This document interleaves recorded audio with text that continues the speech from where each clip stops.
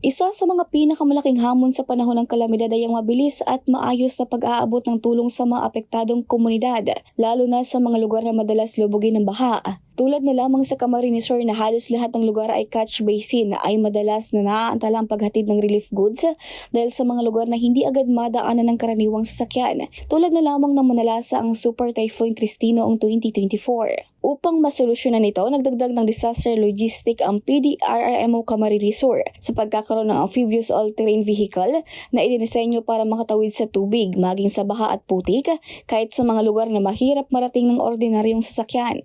Ayon kay Gov. L. Villafuerte, mahalaga ang pagkakaroon ng ganitong sasakyan sa probinsya upang masigurong mas mabilis na makakarating ang tulong sa mga komunidad na pinakatinatamaan ng kalamidad.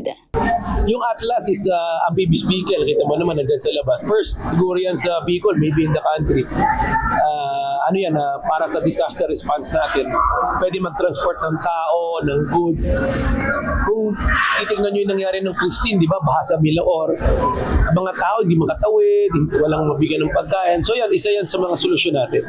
Inaasahang magiging mahalagang dagdag ang amphibious vehicle sa disaster response operations ng probinsya, lalo na sa panahon ng mga bagyo at malakas na pagbaha. Ipinakita rin ng naturang sasakyan na mag-benchmark sa Camsur ang PDRRMO Zambales nitong Pebrero. Regine Boy, CSN.